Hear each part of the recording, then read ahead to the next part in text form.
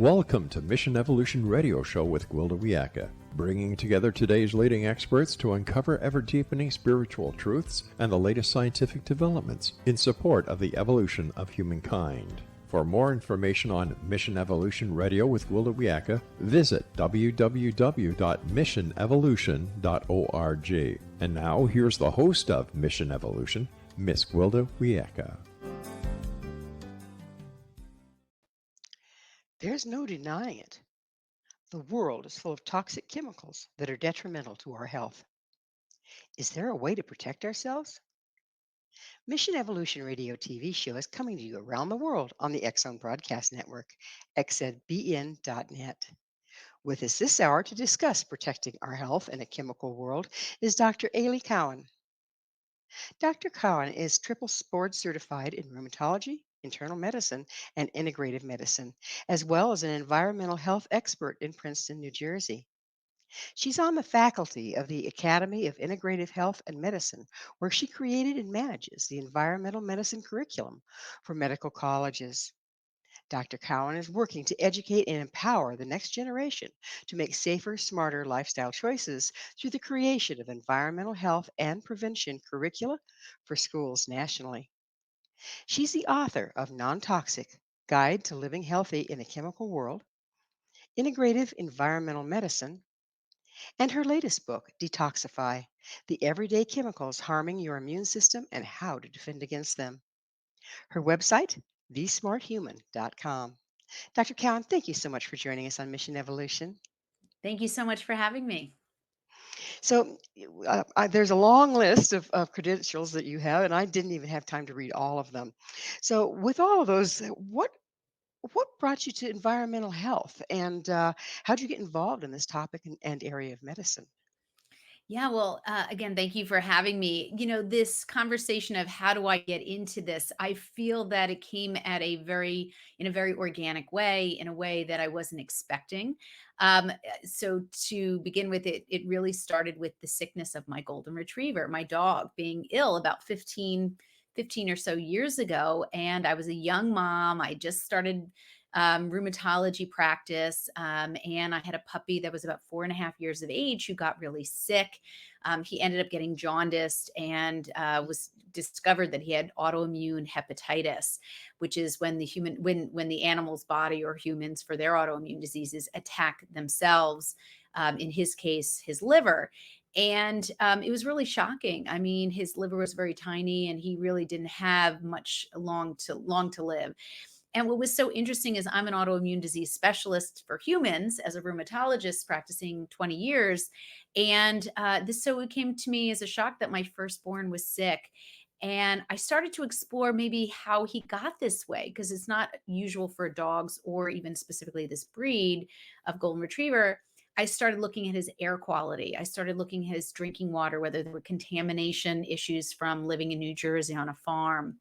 I looked at the toy he, sucked on, this plastic toy round the clock. I thought about his dog food and his, flea and tick collar medication. So I really was looking at what exposures could have affected his body and triggered an immune system reaction such as this. And the more I looked into his potential risks and, associations with his health, I started to uncover this unbelievable amount of information on the lack of regulation for chemicals in all of the products that humans love. And it really opened my eyes. And it took about 7 to 10 years from that point on to really build an understanding of things that I didn't learn in medical school, by the way, on how many of these exposures from air, from cosmetics, personal care products, textiles, drinking water can really affect human health. And so if my dog, had lived a long but relatively long golden retriever life, 10, 13 years, I really probably would not be doing the work that I'm doing. So it was really, a sad story, but certainly led the way to so much, educational work that I'm very proud of. So I hat tip and tribute all my work to this beautiful golden retriever, Truxton. So, did you ever find out what exactly had impacted him? No, it's a great question. At that time, I had not even tiptoed into the world of how chemicals affect human health. It was really coming from my heart and just trying to find a source. We never did, any type of autopsy. It wasn't at that point in my understanding.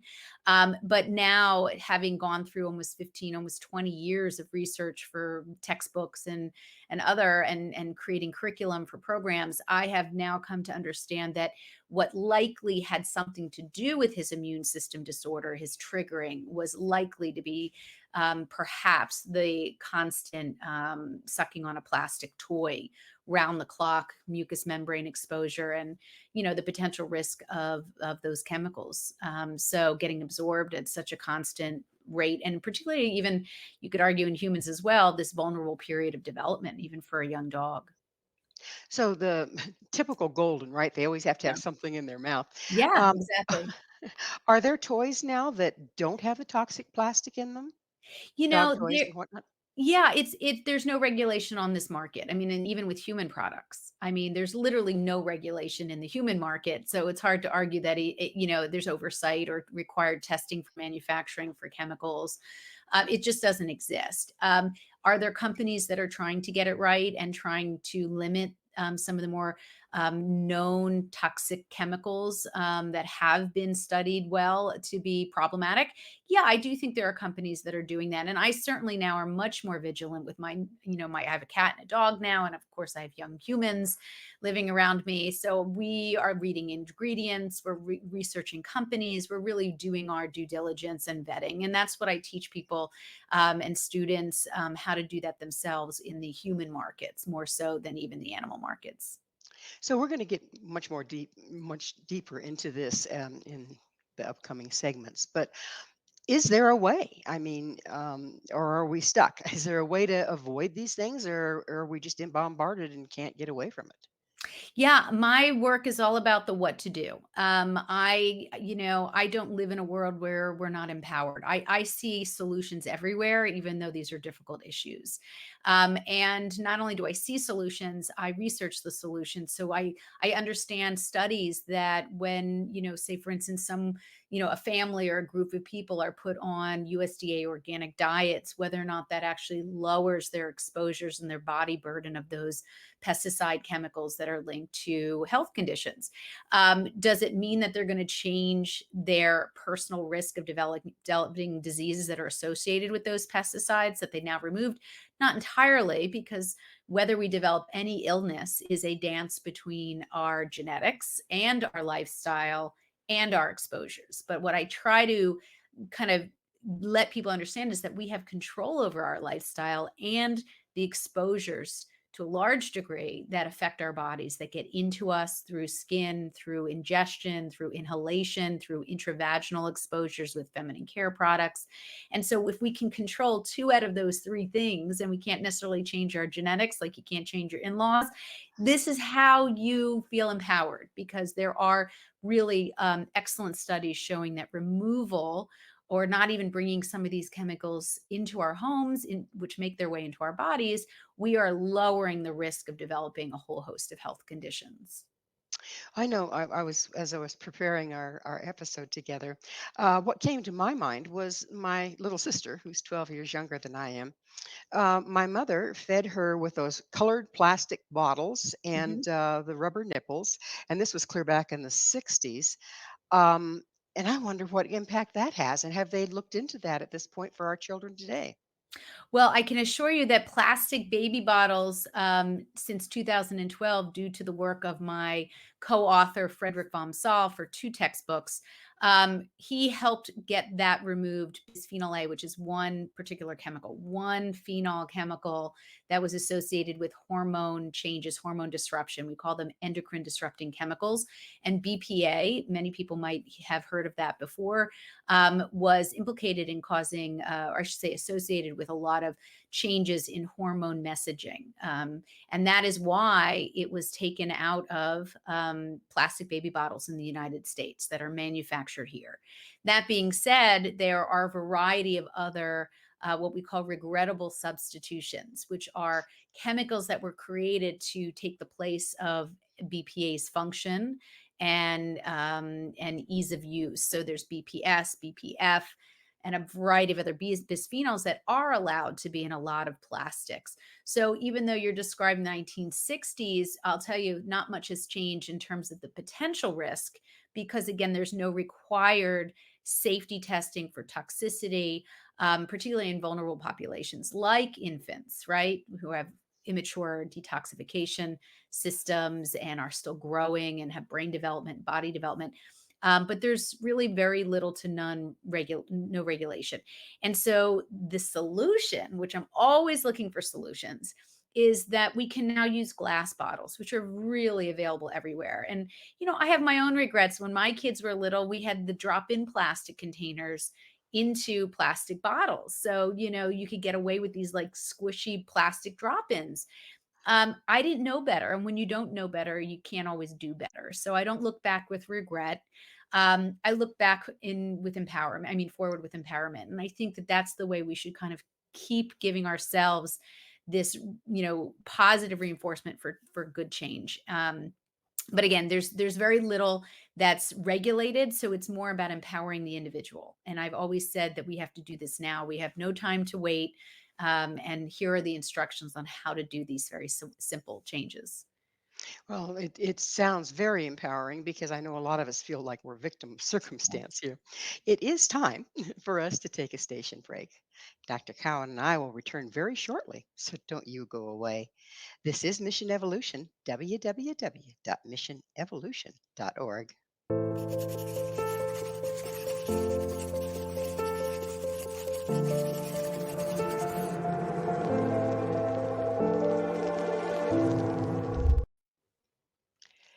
Are you toxic? With us this hour discussing toxins found in our environment is Dr. Aly Cohen. Dr. Cohen is the author of Detoxify, the Everyday Chemicals and How to Defend Against Them. Dr. Cowan, we were starting to get into the plastics and whatnot that come into our bodies through our environment and things that we use. Um, and if we go back to the baby with the baby bottle, you say it's an endocrine disruptor. Does that possibly then contribute later in life to reproductive cancer? Yeah, so just to begin with, we have a huge body of evidence on how many chemicals in our environment, not just those in plastics, but chemicals that create grease proof surfaces and stain guard chemicals, a lot of industrial solvents, even chemicals like phthalates, which are used to create perfumes and extend the life of those odors and those perfumes. So we have over 95,000 chemicals in the US commercial market. There's about 350,000 worldwide. And so that's a lot of chemicals to be tested individually. But what we know from a vast majority of them is that they do have potential risks to the human hormone systems of our bodies, which it makes them endocrine disrupting chemicals by definition, because they can disrupt a variety of mechanisms that hormones work to communicate around the body to manage insulin, which is a hormone for sugar metabolism and creation management, fertility, and growth and development, even bone building and bone strength is hormone regulated. Thyroid is hormone regulated, and certain cancers, of course, that are hormone dependent, like endometrial, prostate, testosterone, thyroid, have effects from hormones that circulate throughout the body. So these chemicals can disrupt the proper messaging and the function. That being said, they can also affect immune system components because our immune system is not siloed or separate from our endocrine system. They work and have lots of crosstalk. So, when it comes to exposure, number one, it's not just what we're exposed to, it's also the vulnerable periods of development that also pose a little bit greater risk. Time periods when hormones are actively being created and actively being broken down, which is typically in utero as a fetus, certainly to create male and female brain development, as well as body features and genitalia. But then there's also young children, toddlers that are growing very rapidly. That's another time period with lots of hormone flux Then you have the teenage years, which I can attest to with two teenage boys, that they are all over the place and lots of emotion running high. That's another very strong hormonal period. Then we also have, again, pregnancy, when a mother becomes pregnant, or even men to some degree when they're becoming, when they're fertile. And then even menopause is a time for great hormone flux.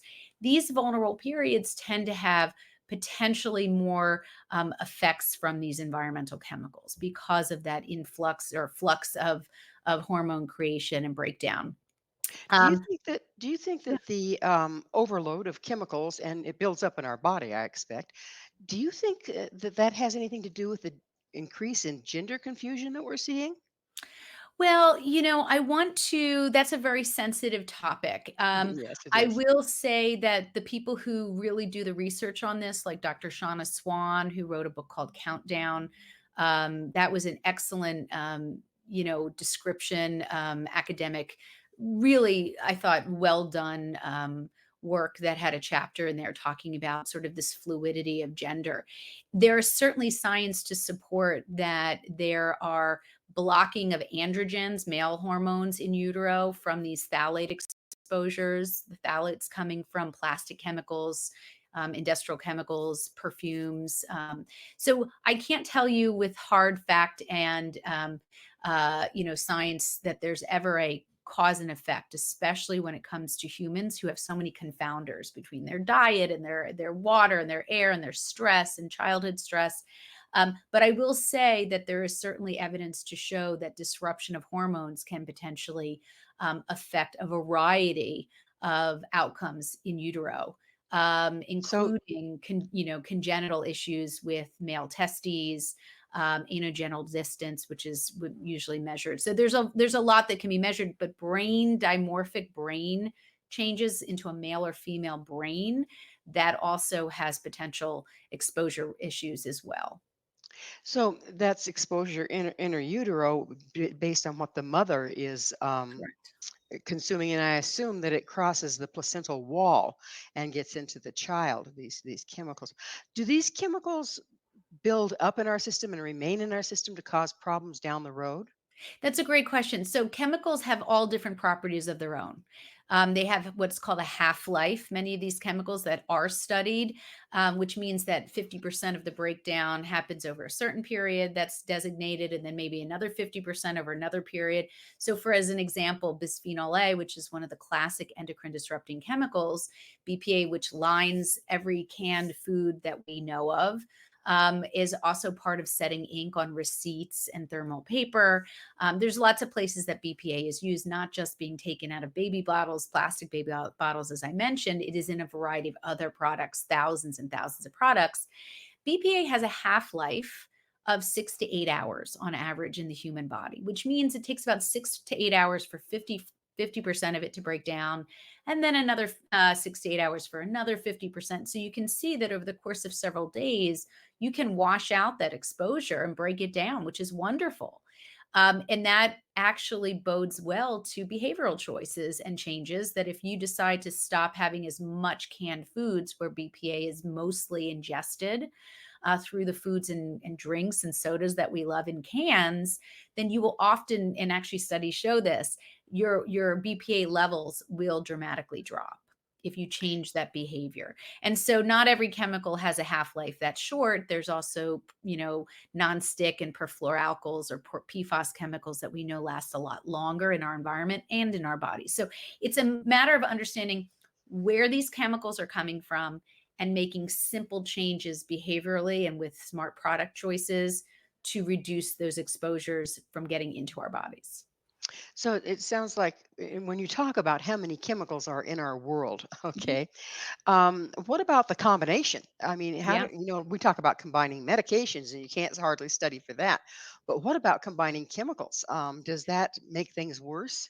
Yeah, that's a great question, Gwilda. I mean, mixture studies is what they're called, is where we have academic centers, of course, not manufacturers. They don't do these studies. They don't have to, they're not required to. In Europe, we actually have the EU, which has a much more regulated and stringent form of testing than the United States. That's something that we should all know about. In fact, some companies, big companies, will formulate products and personal care products, for instance, shampoo, conditioner for the US market, but won't, but have an entirely different formulation for European markets, which is unbelievable. But when we have mixtures, certainly it's additive, just like you said with medications. When medications are studied, they're studied as individual medications in terms of their use, their purpose, their side effects, but we never really think about multiple medicines. Well, the same is true, as you mentioned, for environmental chemicals. It just adds more weight to the behavioral changes because the more easy swaps to make, the less likely those mixtures will be in our bodies and potentially could synergize to cause more problems. That's for sure. So I have to go backwards a little bit. You're saying how some of the personal care products will make a formula for the United States and then they'll make a totally different formula for Europe. Why? Why don't they just make the better formula for the US as well? It's a great question. It has a lot to do with cost and markets that are already, why change something if they don't have to put the money into doing so? I mean, really, money speaks, right? So if there was regulatory oversight and requirements, that would be something that these companies would have to reformulate. I'll give you an example. Flame retardant chemicals from the 1970s in the US were really designed to be in, home furnishings, particularly couches, to prevent a cigarette from falling on the couch and allowing 12 extra seconds, literally 12 extra seconds on that material to get out of the house. There was no requirement to change the formulation of the cigarette. That is a whole thing that was set up by, we know this from the Chicago Tribune, Pulitzer Prize winning stories to prevent, if we changed the formulation of the cigarettes, it would have prevented dousing, the entire couch industry in the 70s with, toxic brominated chemicals that are really harmful to the thyroid and a bunch of other health related issues. In 2013, however, fortunately, there was a reversal on the requirement to have any of those chemicals that are toxic in couches. And it's called TB 117 2013, which is actually now on labels for couches that do not have those flame retardant chemicals. So we had a reversal. It was voluntary by the manufacturing companies of these couches. And it has taken effect because the market has asked for it, that people are well aware from the great reporting. And so therefore, even though it wasn't required, it has been moving the market towards flame retardant free furniture. Um, and so that's been helpful. But again, people can just look at the label and understand which couches from which manufacturers have moved towards reducing those exposure chemicals. It sounds like it falls back on us. If we vote with our dollar, if you will, that's going to bring about more change than any of the studies or regulations. Is that Yeah, what we're well, looking at? just the beauty industry is one prime example, right? People who want cleaner products, particularly the beauty products in the beauty industry, are really buying and moving the market with their dollars. In other words, the tipping point of understanding that chemicals do potentially cause health issues has made people more conscientious. And I will say, having practiced medicine and still practicing medicine, that because we're getting sicker, because we There's have that. an epidemic, and I can speak to the literature on this as well as my clinical practice, we have an epidemic of health Well, conditions, chronic we're health conditions. we're going to have to pick up on that epidemic on the other Yeah, side of a station sure. identifier. Dr. Cowan and I will be right back to continue our discussion. You stay right there. This is Mission Evolution, missionevolution.org. Why are so many people sick? This is Mission Evolution, missionevolution.org. With us discussing toxic chemicals and human health is Dr. Aly Cohen. Her website, thesmarthuman.com.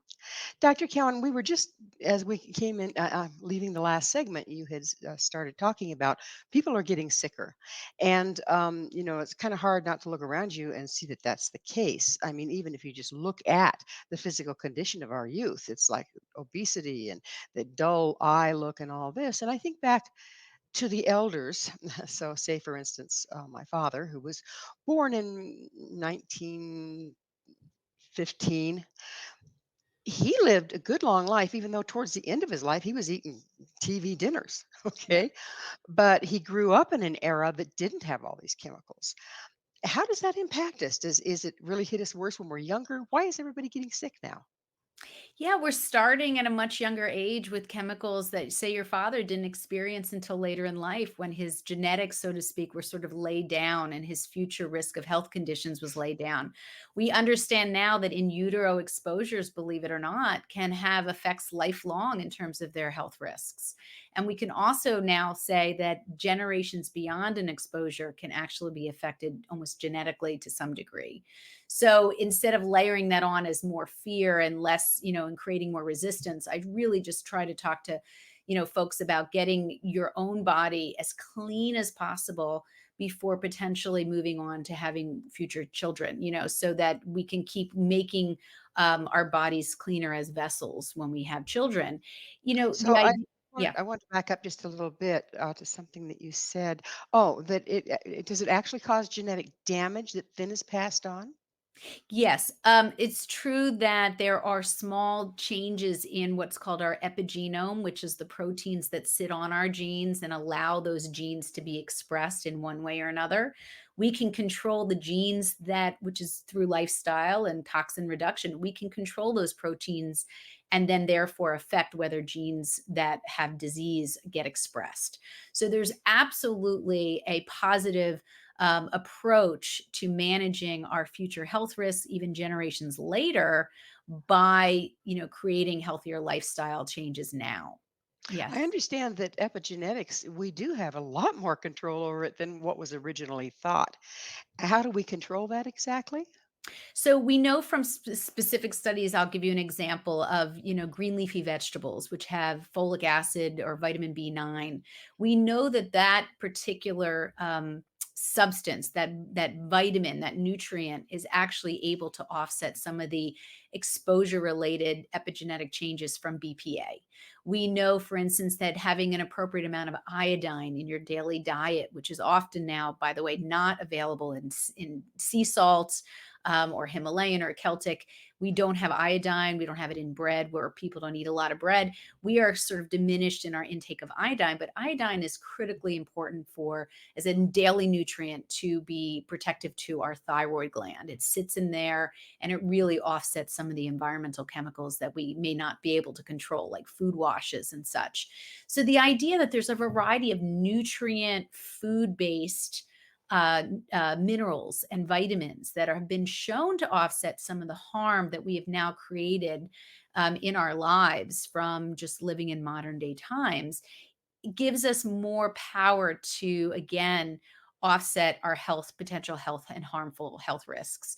So I'm really encouraging people to, consider organic, at least in the United States. The USDA organic system, although not perfect, is really the only system we have that mitigates exposures through pesticides and fertilizer chemicals and genetically modified ingredients, artificial colors, preservatives, flavorings. And now we have organic frozen foods that not only have the benefit of reduced exposures through chemicals in food we eat, but when food is flash frozen, it actually maintains all of its nutrient value. Instead of traveling in a food system that could take days, weeks, or months to get to your supermarket, or potentially, has, is frozen at low temperature and such. So the idea is that you get a win-win when you have frozen USDA organics, as long as you switch out of plastic and put it into glass and stainless steel for heating, not steam bags, which are, again, adding more potential plastic chemicals to the food that's cooking inside. What about if you're already sick? Okay. And that's when most people start to pay attention. Okay, I'm already sick. I've got a cancer diagnosis. I've got a Hashimoto's diagnosis for my thyroid, etc. What steps are there steps that we can take that will turn it around? Absolutely. And having worked in this area for 20 years as an integrative medicine physician, as a rheumatologist, and understanding the values of medications as well, and now understanding the environmental health components, there's no doubt that when we change our lifestyle, which includes removing many of those chemicals that trigger the immune system, because they're not just hormone sensitive chemicals, they are immune system effects. Our immune system cells, the primitive ancient anthropologic cells that have kept us beautifully healthy through infection and a variety of reasons we need that immune system to work so nicely have receptors for hormones. So we know that there's interconnection because the chemicals that act like hormones can stimulate the immune system. So the long story short is that no matter how their effects on the human body, we want to start by going upstream to removing them from our bodies to reduce the potential for disease flares in rheumatoid and lupus, Crohn's, multiple sclerosis. We now know that when you fix some of that exposure issue, including, the gut microbiome work, and preventing the gut from being exposed through diet and drinking water, you are actually making your immune system stronger. And when that strong immune system is healthier, you will have less flares. So for those who are sick, and I obviously deal with people who have known diagnoses and are managing their chronic illness, there is no doubt that a reduction in symptoms can occur from making lifestyle changes to get these immune and hormone triggers out of our bodies. Can that also add to longevity, regardless of what your diagnosis is? Well, longevity to me is really a matter of quality of life as well. Of And course. when you're living longer but living sicker, I'm not sure if that's as much value as living, reasonable but living strong. I mean, I guess it's all a matter of how you perceive life. We want to live with less illness, less visits to doctors, less medications that they themselves may be helpful for the diseases they were designed for, but also potentially have side effect risks. So the idea is to, definitely work towards, cleaning up our bodies from every sort of exposure that's unnecessary or not required. As I was mentioning earlier, we're now seeing people at younger ages getting diseases we wouldn't expect. And also, those people are also having diseases that have, they have no family history. So Hmm. we know Right. that there is this kind of, exposure, certainly an exposure related risk to this problem. And, we've been living on this planet for millions of years. It's only been about 100 years since we've had these 95,000 chemicals in our lives. And that's Just a about the very, time just yeah. about the time men decided that they had a better idea, right? Or Yeah, people listen, decided, yeah. out of So the starting gate, we think we have good ideas, but we don't necessarily see the future and how these are going to play out. many docs that I've had on the show tend to talk about inflammation and its part in disease. How much do chemicals play with inflammation? And if so, what's the operating system there? Yeah, this is the source of a lot of my new research. Essentially, many of the chemicals that were deemed endocrine disruptors are also, again, relating to immune effects. And we are seeing this with, say, for instance, the PFAS chemicals, which there are now over 15,000 of those chemicals. They're also called forever chemicals because they are very hard to break down because of their structure. We know that, for instance, that group of chemicals reduces the ability of the human body to respond to vaccines and build an immune response. So that can play a role in the future if we're exposed to any type of, local disease or a pandemic, of course. But there's BPA or bisphenol A that has a variety of immune system effects as well that we're now discovering long after we discovered the hormone effects. So again, this inflammation concept is very broad and I know it's overwhelming, but we do walk around as modern day humans with a decent amount of inflammation from things that we can't always control. Even if you have the best diet and the cleanest water and the safest products, it's a matter of really doing the best you can under the circumstances that you're living within. And I think that's really important to understand. You can't always be perfect, but the best you can do can also help to reduce inflammation, not just for things that you don't feel and see, like a rash or, acute illness, but also for potential health risks like cancers and development of immune disorders down the line. Is there location specific chemicals? In other words, based on where we live, is it certain things you'd look for where you wouldn't if you lived someplace else? Yeah, that's a great question. It turns out that even some of the cleanest places on earth have exposures that you would never think about. There was, a book I remember reading about someone who lived in the backwoods of Maine who was actually tested for chemicals and was found to have quite a few that you wouldn't expect living in the backwoods of Maine away from mainstream society.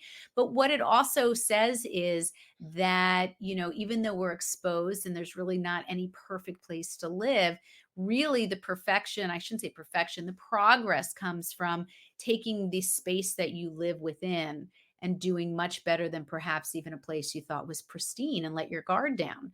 So, for instance, in your own home is a wonderful place to start because you have control of that space.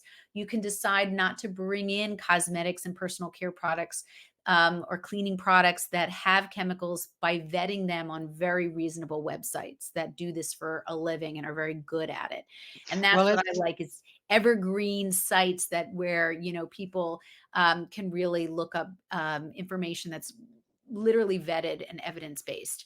well, Um, it is time for us to take yet another station break. Please stay with us as Dr. Cowan and I continue to explore healthy living in a toxic world. This is Mission Evolution, www.missionevolution.org. This is Mission Evolution, missionevolution.org. We're continuing our discussion with Dr. Aly Cowen. Her website, thesmarthuman.com. Dr. Cowen, let's talk about water. Even the way we purify our water is up for question as of late. How many of the toxins and the chemicals and whatnot are in our drinking water? So, great question again. So, drinking water has become, over the last 15 years, of all the problems that I research and study and share with people, water has really become the biggest issue for me. I think it's the most underrated, underevaluated, underappreciated source of contamination and contributor of human health conditions in modern day times. And the reason I say that is because what I thought was so overseen and regulated, again, surprise, surprise, really has not been updated in terms of the laws in at least 60 years under, say, for instance, the Safe Drinking Water Act of 1976 in the United States. That's 1976. We've had 91 chemicals monitored since that time, and none have been added except for the perfluoroalkyls PFAS, which was just recently announced in terms of some regulation on just six of the 15,000 PFAS chemicals Oh that my are now. goodness. So that's not even going to take place for several years. So the idea is that we have an outdated regulatory system. We have wastewater treatment plants that serve 85% of the US population with the treatment plants. The other 15% is well water and local wells, which have some of their own issues in terms of lack of regulation. And so, what it comes down to, again, is we have a system that we rely on for safety that is not really doing enough in terms of prevention of disease. Um, I was at one point visiting with a lady who was one of the experts on GRD and water, wastewater, and that sort of thing. And she told me that there's a known carcinogen created when you mix organic material with chlorine. Okay. And most of our water systems are still using chlorine to purify. And then the other thing I'd like to talk about is so, okay, great. So then we get RO water. But doesn't that leach all the chemicals out and doesn't that have its own problems? So, I will argue up, down, left, and right that any filtration is better than no filtration. So let's pat ourselves on the back for anything that require, whether it's a pitcher that uses a carbon block, which is limited but still good. It's better than nothing versus a refrigerator, which is carbon block. There's all sorts of mechanisms. But I will say that now that we have very cost effective vetted, reasonable reverse osmosis water filter systems that can be put in for $150 by a plumber that costs $275. They can be done under your kitchen sink.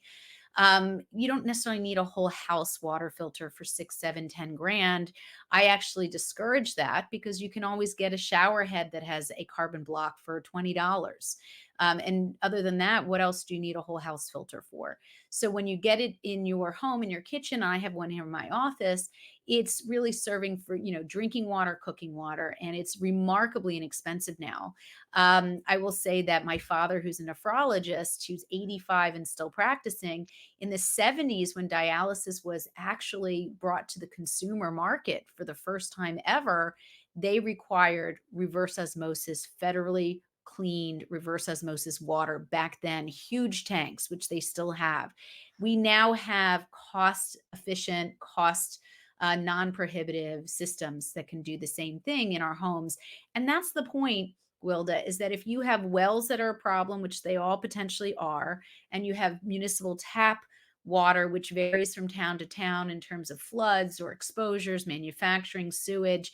It doesn't almost matter where it comes from, chlorine, fluoride, or whatever, you're going to clean it at the point of use, which is in your home at the tap.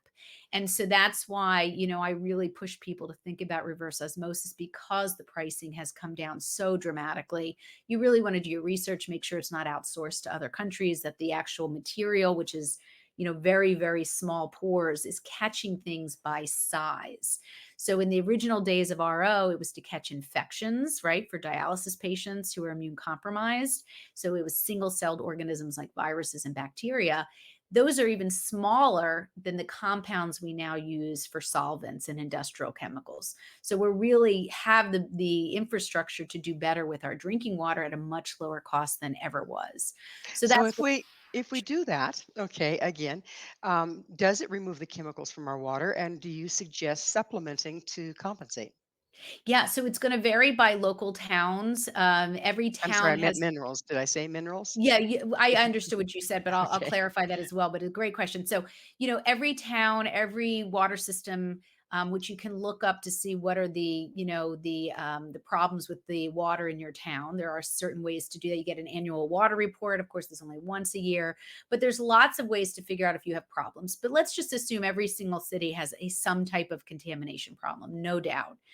um, Reverse osmosis is able to do a very good job, the best that we have available on the market. Okay, so that's what we have as consumers. It's never going to be perfect, but it's going to be far stronger than, say, carbon block, which is not as effective in certain groups of chemicals by far. What we do know is that we don't get nutrition from water. Water is not the source of nutrition.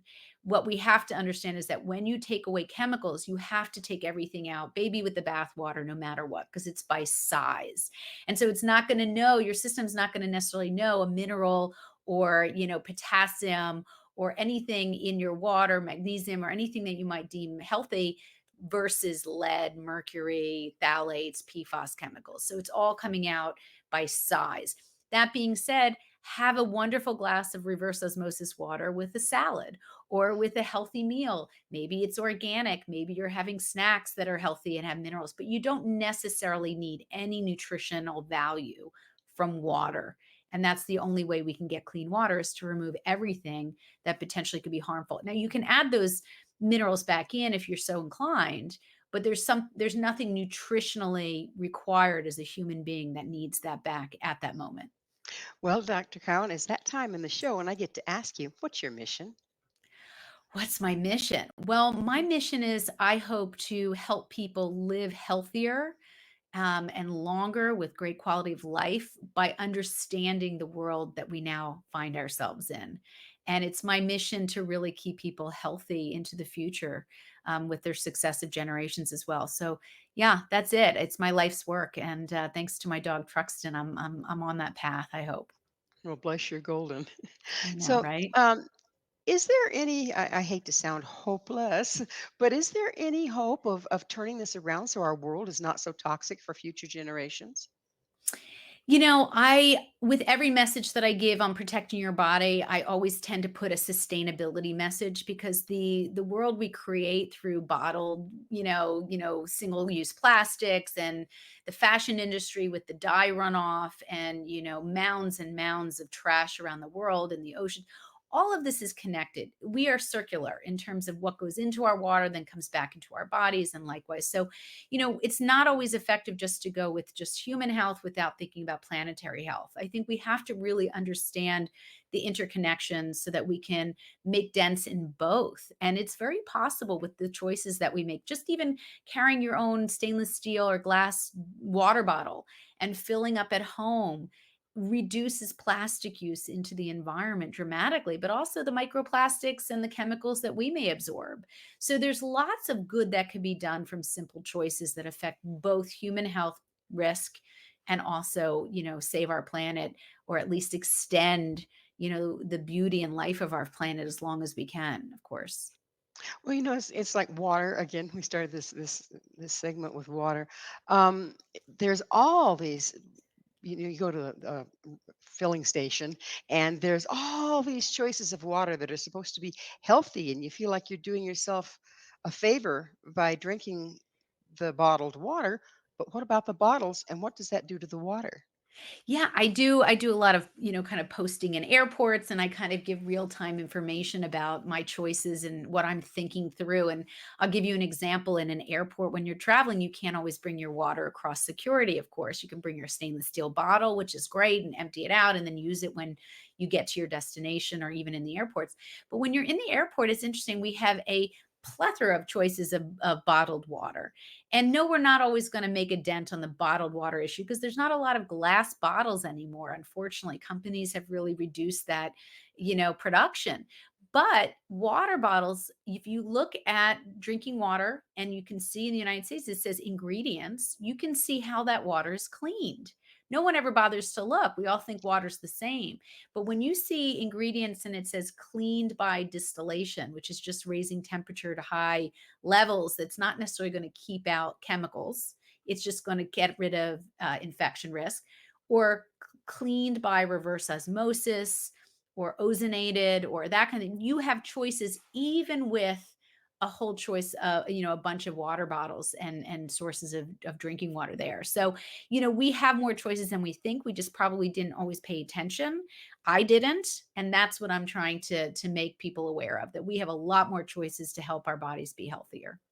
So we have a lot of choices, and what choices we make dictates our future health as well as that of the planet. Correct.